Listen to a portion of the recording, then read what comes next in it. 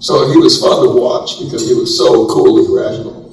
And so imagine, you can understand how Berkshire, with Warren coming from investment management, would manage its own pension plans. But the world that Henry was in, it was not at all common for the guy who was the CEO to say, get out of the way. And of course, he did it way better than them.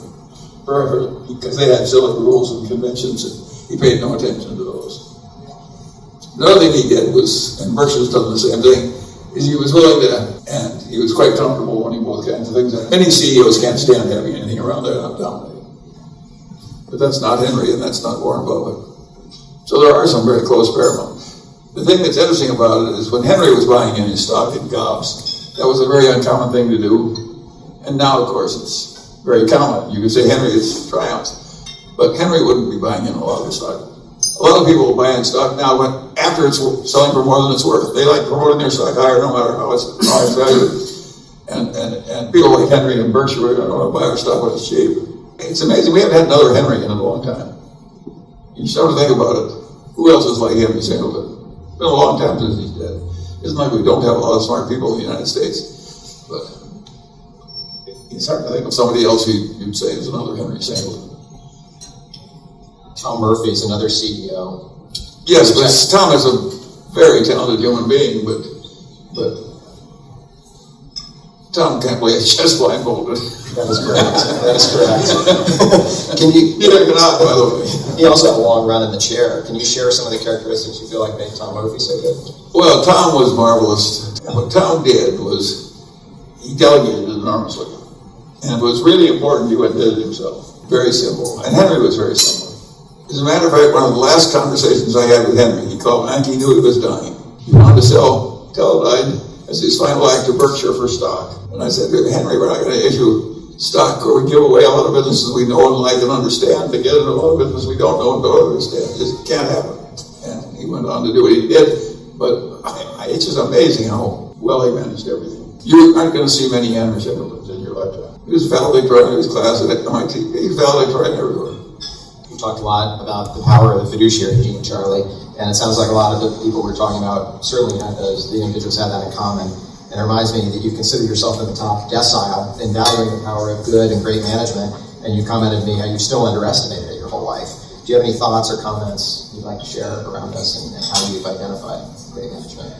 Well, I think the great lesson of these careers is what I call the Wooden lesson. And Wooden had the best basketball coaching record in the world, and nobody else was even close. How did he do it? The answer was he concentrated almost 100% of the playing time in his top 7 players. And of course they got better and better wearing all the extra playing time. That's what happens when you give so much power to a Wooden or a Buffett or something. You're doing the Wooden system and it works like gangbusters. And as an investor, if you can find somebody, even as a many Wooden or a many Singleton or a many Buffett, and playing time is all being concentrated in them and they have a long run, that frequently can be a very good way to invest. And some of these people, you can tell they aren't normal, some of these people. I've got another story on that about not normal. Caltech has a Rubik Cube contest every year. And one year the guy came in and he gave him scrambled cubes and he juggled 3 or 4 of them, and as they went by he was twirling them in his hands, even though they were constantly engulfed in air. Over the upper top of that. And he resolved all the cubes. The next year in came a woman. She gave him 2 cubes, all scrambled, and she looked at them for a long, long time. She put one on her left hand and one on her right hand and put them behind her back and started twirling. And then brought them up both ways. That really happened. There are people who make you feel you were born into the wrong species. So you grew up in Omaha. I think everyone here knows the story by now, how you met Warren, moved from law to investing, and opened Warren's eyes to power in compounders versus chasing 10 grams cigar butts. If you hadn't been a lawyer and you hadn't met Warren, what do you think you would have been doing in life? Well, I think I would have drifted out of law practice because I underspent my legal income when I was a lawyer, and I was shrewd in investing my little pittance of saving. And I actually had quite a bit of money by the time in my mid-30s, and I think I would have, just as Henry Singleton would look at Tex Thornton and think I can do that better than that. Why am I the subordinate? A lot of talented lawyers are like that. It happened to the Pritzkers. Pritzker and Pritzker was a law firm. an old man Pritzker, there's nothing my clients are doing I can't do better. He just kept the name Pritzker and stopped practicing law. And the Bing said the same thing. Leo Bing was a genius. He represented all these developers in Manhattan. And Bing it was called. And he just kept the name, and he just fired all the clients and started doing what his clients had been doing, which is develop apartment buildings.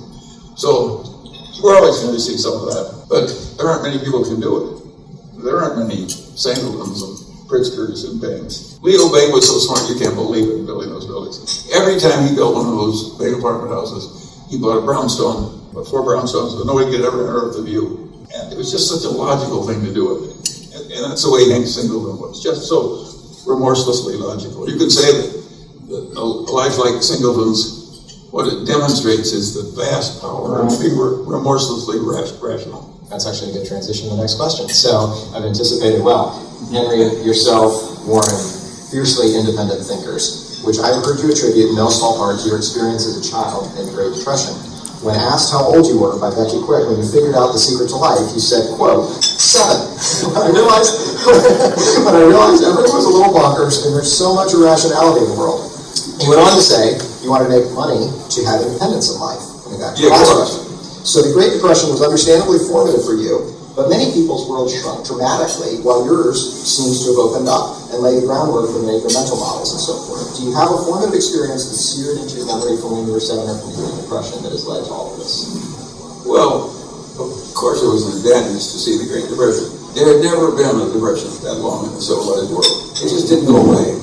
It had fluctuations. But basically, we went into a big depression and they threw everything out that they thought they knew how to throw at it, and it just stayed there. And the only thing that finally cured it was World War II. And the really interesting case was Germany.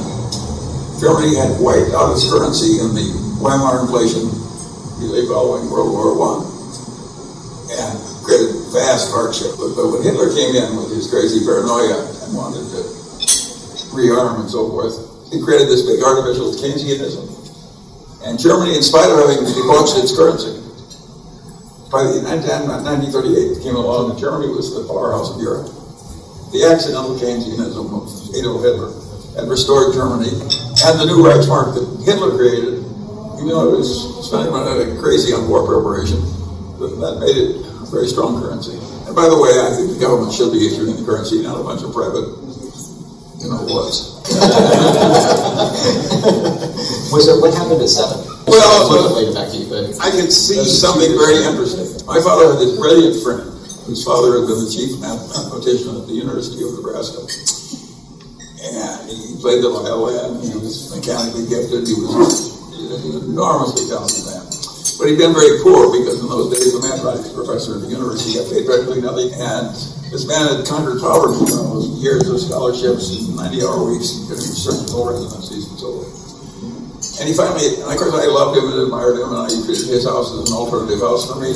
I went back and forth because he had children my age. And one day the man got a leak in his house and caused some extra cost. And he practically went berserk. All that poverty had made him just extra careful. Things like leaks, and of course a surgeon would be pretty fanatic about leaks too.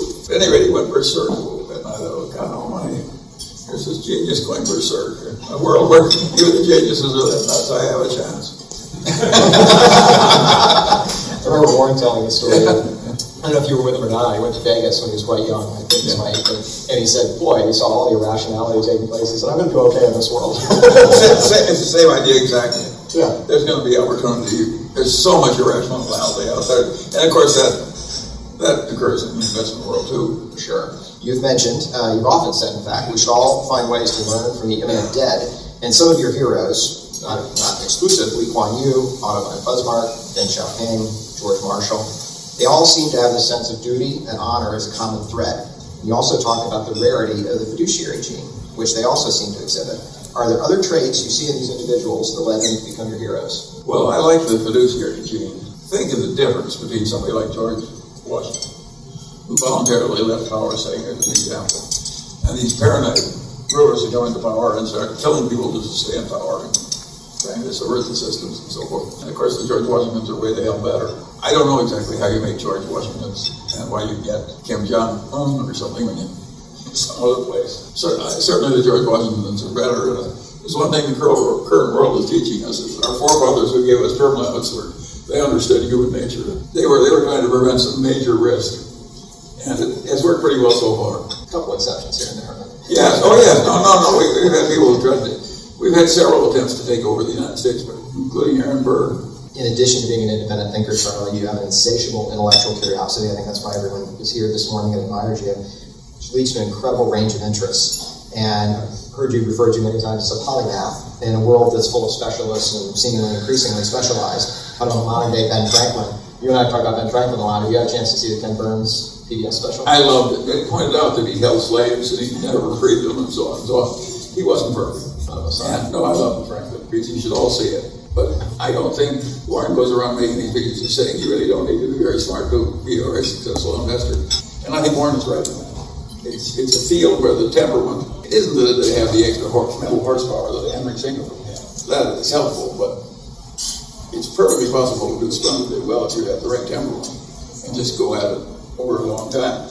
You talk about me, I'm not a polymath. What I am is a guy who has been able to take moderate obsession and a long attention span and turn them into pretty good results. Of course, a long obsession and a long attention span will help you a lot if you're reasonably smart. Of all of your varied interests, what are you most interested in today?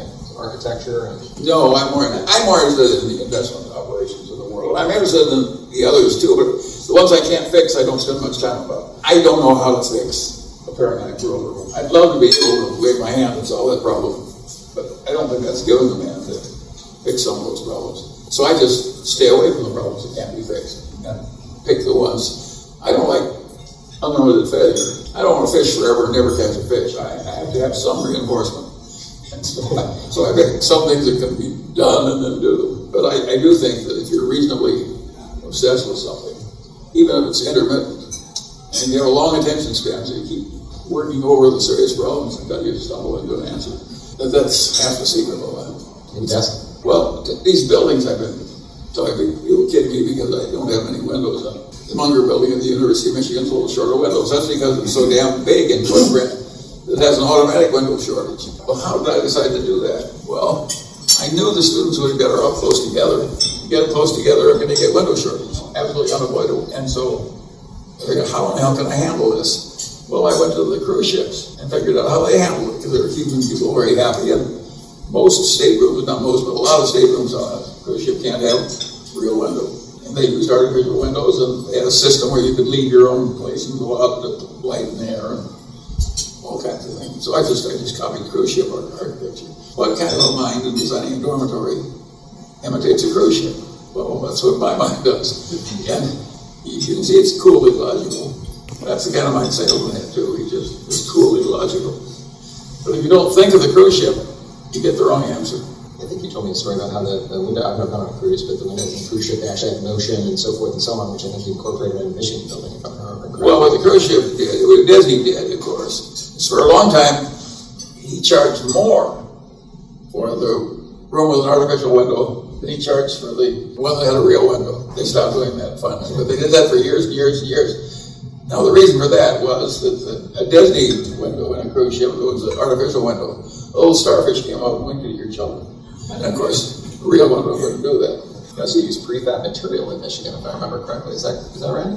Well, no, prefab. I caused Michigan, which had not built a precast concrete building. They had one on the campus somewhere, but nobody even remembered who built it or why. It was that old. And you can't create we have to make this out of poured concrete, because that way we get three contractors, all of whom we trust a bid on. I said, you can't talk that way to me. You have to go talk to the guy who's the main precast person in Michigan. Listen to him tell you everything he can do for you, and then we'll decide how we're going to build the building. And of course, the precast was so much better. It turned out to be the toughest winter in the history of Michigan. And they had terrible troubles with quality and safety if they tried to build that building in the winter out of poured concrete. It's way stronger and safer. The building that's going into UCSB is made at way over 1,000 pounds per square inch pressure, and the concrete will outlast the pyramids, I think. And that's the right way to do it. And it can't be done in the field that way. It can't be done that way in a factory. And they have ways of making the joinery safe. So these precast buildings are a marvelous triumph of the human mind. You mentioned temperament. I'm going to come back to that in a second. But before we do, I want to come back to the concept of cigar butts, because it's so important to really what led to the Berkshire that we all know and understand today. So investing is often referred to as the last liberal art or a social science of sorts. It is a social science, of course it is.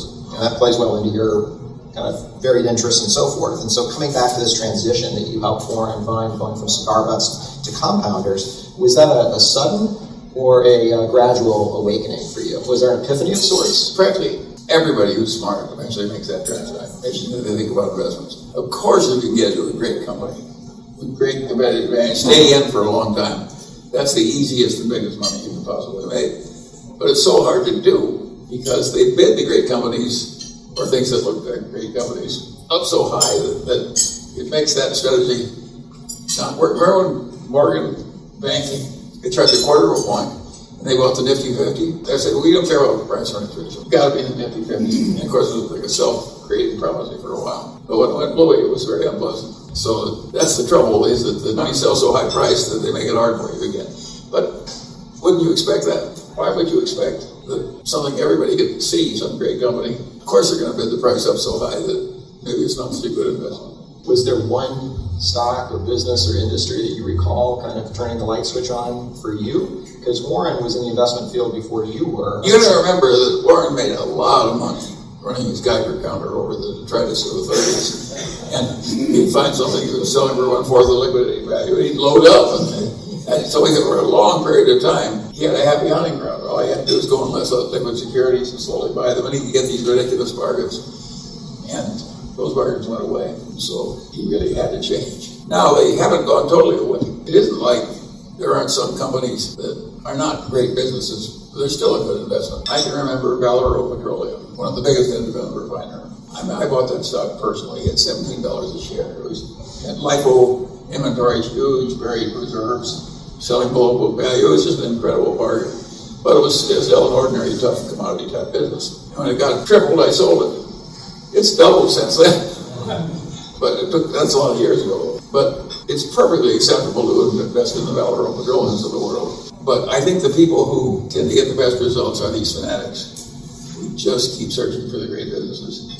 And the best of them don't expect to find 10 or 20 or 30. They find 1 or 2. That's the right way to do it. But that's all you need is 1 or 2. I know the guy the investment banker that backed the Costco copy, which was Home Depot. He also backed Eli Lilly very early. We had several $1 billion, so he gave him those 2 investments. He didn't need any more. And in the lifetime of investment banking, that's what he got, is 2. I regard that as a successful life. And that isn't what they teach in our educational institutions. They think there's some mystery they can teach that'll make you good at investing. It's total bullshit. There's no way to know enough about 1,000 different stocks to be very good at it. If you insist on owning an equal amount of 1,000, if you want to be good, you have to pick a few. You have to adopt what I call the wooden system of stock picking. Warren talks about the 20-card hole punch. Oh, I love that. He said that most people would have better results if they got a punch early in life, and you're very interested in investments. You're going to get 20 investments in your life, and then you have to quit and put all your money in cash. He said, if everybody was subject to those rules, the investment process would be better. I think that's right. I think people would do better. The system, the people who are milking the money for fees and commissions, they lather up anything that make the fees and commissions run liberally. And it gets to be the orthodoxy that that's what people do. And of course, it shouldn't be the orthodoxy. Sensible people who control money for the long term. But it is the orthodoxy. And just think of it. And then, of course, what happens, accident of history. We have a liquid stock market, which does 2 things at once. It's a place for people who are doing long-term investment rationally to go and make their transactions.